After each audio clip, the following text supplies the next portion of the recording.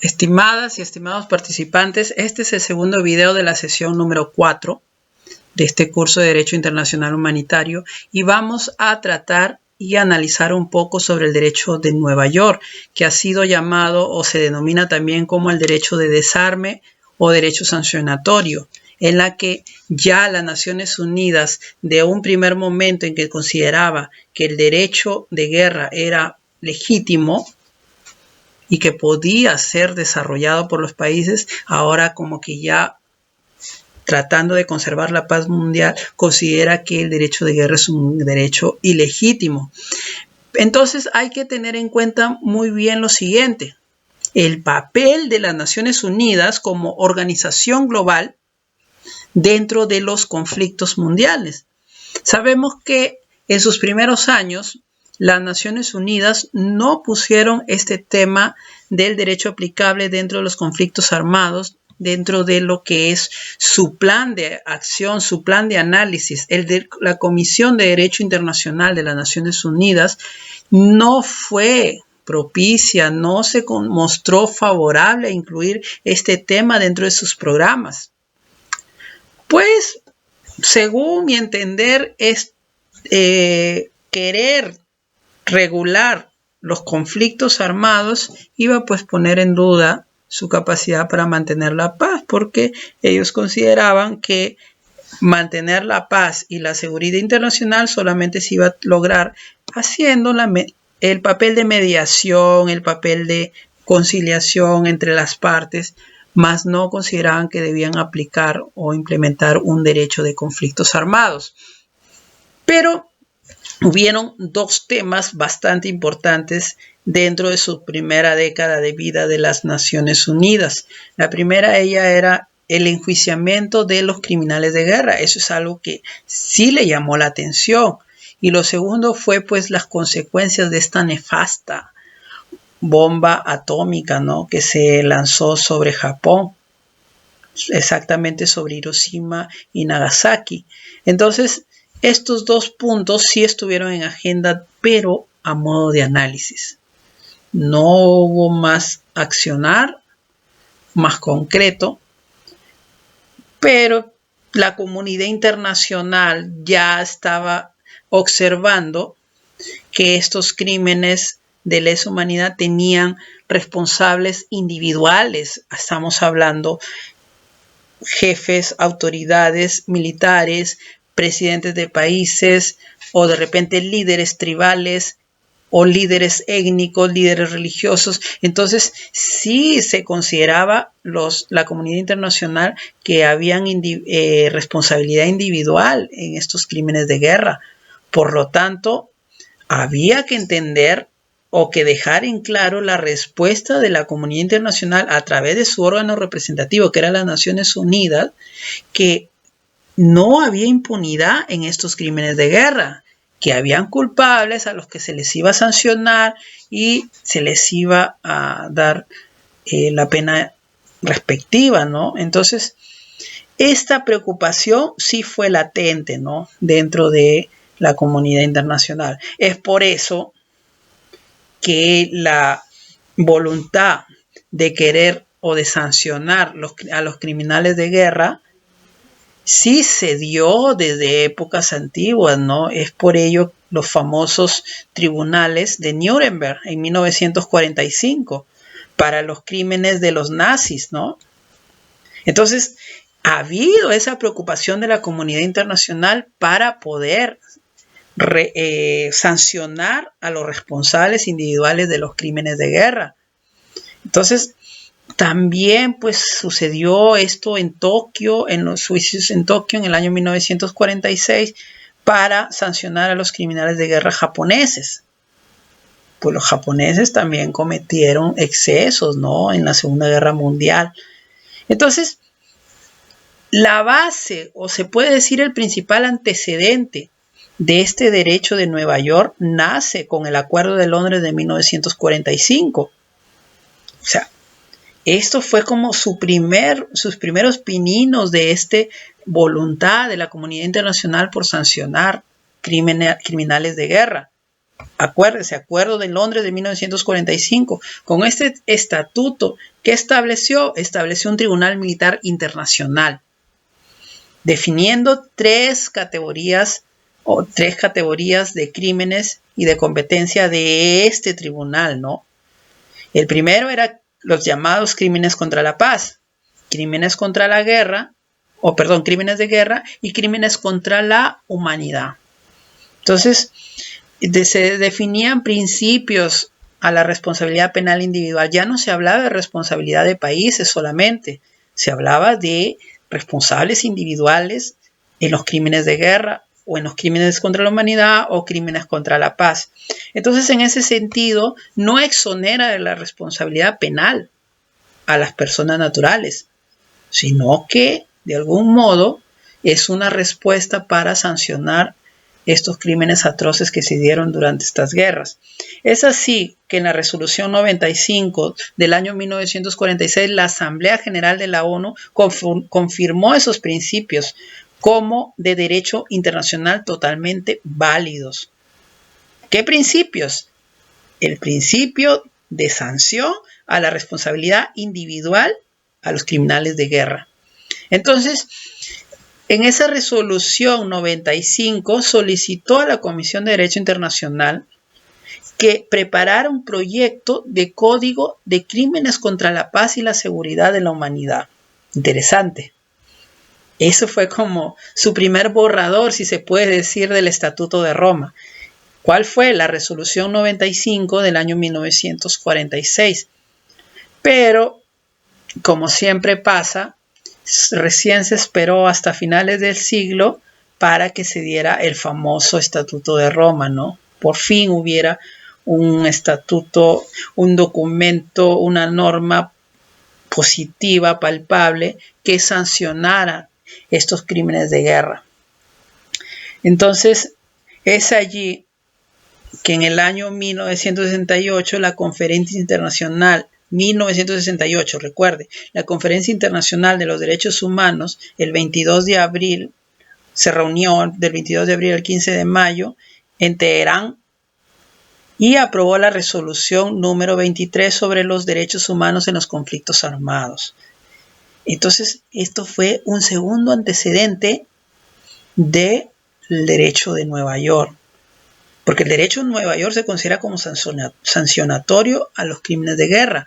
Entonces, tenemos un primer antecedente, que es la resolución 95 del año 1946 de la Asamblea General de la ONU. Tenemos un segundo antecedente con esta declaración o Conferencia Internacional de los Derechos Humanos, que logró aprobar esta resolución número 23 sobre los derechos humanos dentro de los conflictos armados en el año 1968.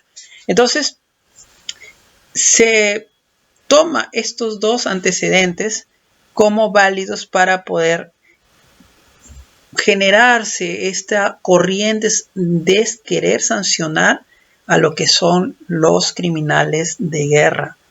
Los criminales de guerra, y que también se considera también los crímenes de lesa humanidad, el genocidio y la agresión, tal como es la competencia de la Corte Penal Internacional. Entonces, en ese sentido, las actividades de las Naciones Unidas relativas a la reafirmación y desarrollo de este derecho de guerra la década de los 70, de 1970, se basó básicamente en tres aristas o en tres aspectos. Primero, en que este tema dejó de ser tema tabú, aunque aún hay rezagos respecto a de que el derecho de guerra es legítimo, es ilegítimo, ya como que las Naciones Unidas ya se va inclinando por decir que es ilegítimo.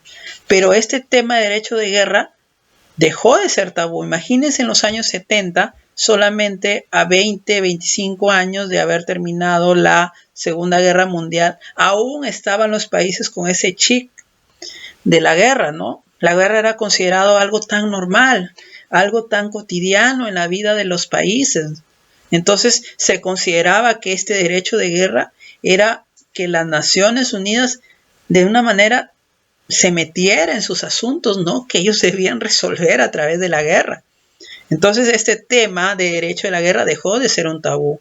También un segundo aspecto es que pusieron así de manera evidente la idea de protección de los derechos fundamentales del ser humano, incluido dentro de los tiempos de conflictos armados. Y no solamente los conflictos armados internacionales, sino los conflictos armados no internacionales. Entonces, no solamente dejó de ser tabú, sino que empezó ya a tener realce, ¿no? O sea, ¿cómo estamos protegiendo los derechos humanos de la humanidad a todos los civiles? Pero ¿cómo protegemos dentro de los tiempos de guerra, ¿no? Cuando 2, 3 países o dos grupos étnicos o religiosos dentro de un país tienen un conflicto armado, ¿cómo protegemos? ¿Cómo garantizamos? Entonces es que se da este derecho de guerra. Y un tercer aspecto es que contribuyeron al debate sobre la situación de los combatientes de la guerrilla en las guerras de liberación nacional. Hablamos pues que en Sudamérica, en África se han dado mucho este tema de las guerrillas. También se consideró el debate. Y es que allí es donde nace el tema de cómo determinar si un conflicto, una guerrilla es parte de lo que son los conflictos no internacionales y por lo tanto son parte del objeto de análisis y protección del derecho internacional humanitario. Entonces, la resolución 2444 de las Naciones Unidas desencadenó todo este movimiento, toda esta corriente sobre el tema, específicamente en 3 tipos de derechos: el derecho de Ginebra, el derecho de La Haya y el derecho de Nueva York. Entonces como que ya comenzó a generar todo esta, o a reunificar estas 3 vertientes. Y es que en el año 1974 en Ginebra se da, empieza a concretarse el desarrollo del derecho internacional humanitario. Entonces, este derecho de Nueva York es una serie de protocolos que regulan el tema del uso de armas y sancionan lo que son armas destructivas, pero también sancionan lo que son los crímenes de guerra. Dentro de este derecho de Nueva York está el Estatuto de Roma.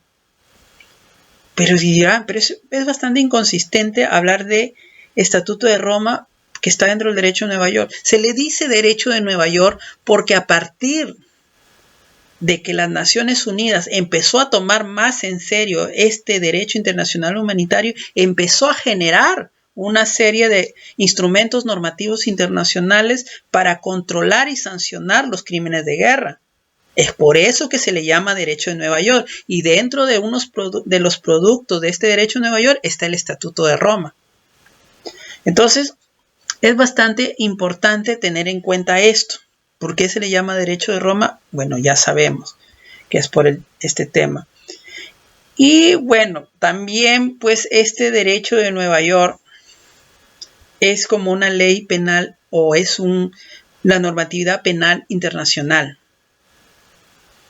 Entonces, es por eso que se dieron primero los tribunales penales de Ruanda, de Yugoslavia, para sancionar los genocidios, para sancionar las agresiones, las violaciones del derecho internacional humanitario, etc., etc. Es así como nace el derecho de Nueva York.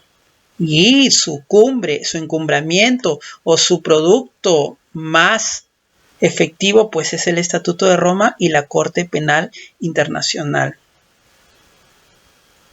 Ahora, esta jurisdicción de la Corte ha sido ratificada ya actualmente por 66 países, si no me equivoco. Eso creo que lo voy a dejar de tarea.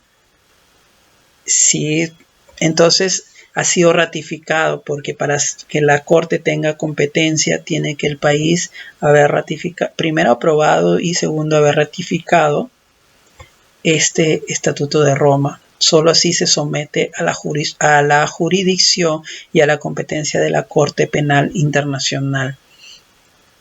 Ahora, hay que tener en cuenta lo siguiente, que este derecho de Nueva York no solamente trata de sancionar a los criminales de guerra, es decir, normas que sancionan a los criminales de guerra, sino que de algún otro modo regula, ¿no? Las armas que ya lo regulaba en los protocolos de Ginebra, los protocolos adicionales, pero empieza ya a regular de una manera más efectiva y más concreta el uso de estas armas, ¿no? Empieza a decir ya exactamente armas lacenciadoras, etc., etc., ¿no? Como que hace una actualización del derecho de Ginebra.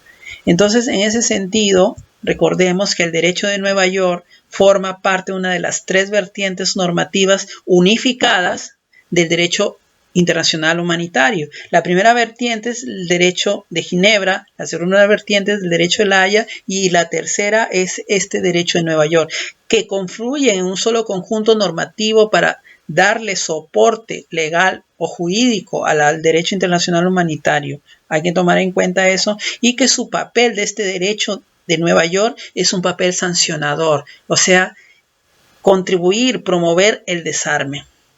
Bueno, doctores, bueno, colegas, muchas gracias y vamos al tercer video.